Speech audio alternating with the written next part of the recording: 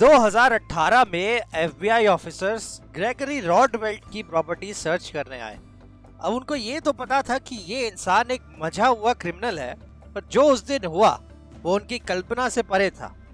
उन्होंने एक hot tub देखा जिसको ऐसे सेटअप किया गया था कि गेट ओपन होते ही वायर से टब रोल होते हुए आएगा और सामने वाले को कुचल देगा। और भी ट्रैप्स इस क्रिमिनल के घर में थे, लेकिन किसी को भी मेजर इंजरीज नहीं हुई और रॉडवेल्ट को जेल भेज दिया गया। यह सिर्फ एक केस है जब लोगों ने ऐसे डेडली ट्रैप्स लगा के छोड़ दिए टू हर्ट अदर्स।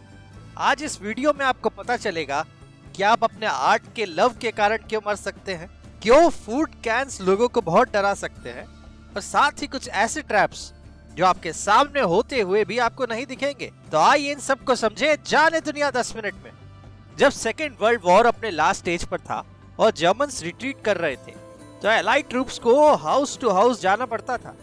अब हर बार जब भी यूएस और उसके अलाइज किसी अबैंडन्ड घर में घुसते तो उनको जिंदा रहने के लिए संघर्ष करना पड़ता था। जी नहीं, जर्मन सोल्जर्स की फायरिंग के कारण नहीं, बल्कि उनके सेटअप किए हुए ट्रैप्स के कारण। आइए आपको ऐसे ही एक घर में ले चले। अब ये आपके सामने एक टिपिकल रूम है जहां ये फ्रूट बास्केट में रखा हुआ है। अब आप मार्च करके आए हैं, भूख लगी है, बड़ा ही अच्छा सा एप्पल दिखा, आपने खाने को उठा लिया। ये क्या हुआ? जी हाँ, आपने जो एप्पल उठाया था वो एक्सप्लोड हो गया एंड यू आर डेड, क्योंकि फ्रूट्स वायर के थ्रू बॉम्ब से अटैच थे। अच्छा चलिए, आपको सामने कैंड फूड का डिब्बा दिखा और आपने उसको पिकअप किया, आप उड़ गए। अब ये क्या सुनाई दे रहा है? ये तो बिल्ली की आवाज है ना, जो कि उस बॉक्स से आ रही है। चलिए उसको बाहर निकालें। आपने बॉक्स का लिड खोला और वापस बूम। जी हाँ, ऐसे बॉक्सेस के अंदर जर्मन एक्सप्लोजिव्स और नेल्स रखते थे, साथ में कैट को भी बंद कर देते थे, जिससे कि एलाइड ट्रूप्स उस डिब्बे को जरूर ओपन करें और मारे जाएं। बहुत बार जर्मन्स एक क्रेट पर कोई कीमती सामान रखकर आइटम को बॉम्ब वाले वायर से बांध देते थे ताकि पिकअप करते ही वो फट जाए। चलिए, अब आपने हर टाइप के बॉक्स को इग्नोर कर दिया, पर हो सकता है आपके ऑफिसर आए तो दीवार पर वो जो पेंटिंग टेढ़ी हो चुकी है उसको सीधा करें। लेकिन फिर एक्सप्लोजन ही होगा, क्योंकि सीनियर ऑफिसर्स को टारगेट करने के लिए ऐसी पेंटिंग्स में बॉम्ब वायर जर्मन्स अटैच कर देते थे। यहाँ तक कि एक सिंपल से दिखने वाले पेन में भी एक्सप्लोजिव्स रहते थे। अब ये तो जर्मन्स के ट्रैप्स की बात हुई, पर जापानीज का क्या? जी हाँ, याद करिए, जर्मनी के साथ जापान भी वर्ल्ड वॉर 2 में एक ही टीम में था। अपने इलेक्ट्रिसिटी और केमिस्ट्री का यूज करके जापानीज सोल्जर्स ने कुछ बहुत ही इंटरेस्टिंग ट्रैप्स बनाए थे। आइए उनके बारे में जानें। अब आप एक हट में एंट्री करते हैं। हट्स के फ्लोर के नीचे प्रेशर से ट्रिगर होने वाले बॉम्ब फिट कर दिए जाते थे, जो कि उन पर पैर रखते ही फट जाते। अब मान लीजिए आप उस जापानीज हट में घुसे, अब शाम हो रही है।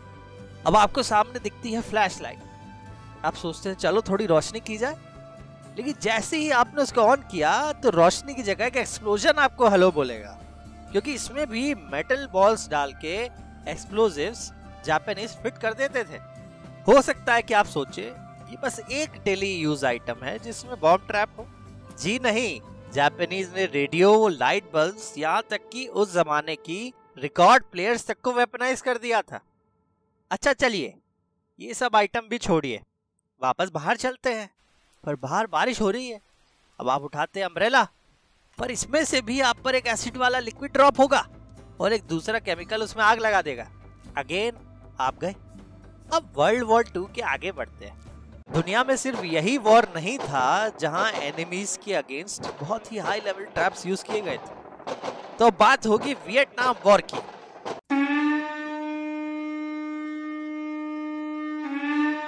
वियतनाम की लड़ाई बहुत घने जंगल्स में होती थी। कंडीशन ऐसी थी कि यूएस सोल्जर्स को वियतनाम की मिट्टी भी गोली मारने दौड़ती थी। एक सेकंड, हमने क्या बोला? मिट्टी गोली मारती थी? जी हाँ, वियतनामीज सोल्जर्स बैम्बू स्टिक्स में कार्ट्रिज और नेल डाल के उसको जमीन में गाड़ देते थे। जैसे ही किसी एनिमी ने ऐसे किसी ट्रैप पर पैर रखा तो अंदर का नेल नीचे के सिस्टम को एक्टिवेट कर देता था और गोली पैर के थ्रू शूट हो जाती थी। चलिए अब आप बैम्बू स्टिक वाले ट्रैप से तो बच गए, लेकिन अब आप जंगल में आगे बढ़ते हैं तो आपको पेड़ों के बीच कैन्स की रैटलिंग की आवाज सुनाई देती है। सावधान हो जाइए, इन कैन्स में ऐसे वायर्स लगे हैं जो डायरेक्ट ग्रेनेड से अटैच्ड है। जैसे ये वायर्स को टच करेंगे तो ग्रेनेड फट जाएगा। जब भी अमेरिकन किसी वियतनामीज बेस को कैप्चर करते थे तो उनकी एक आदत थी कि वो लोकल फ्लैग्स को फाड़ देते थे।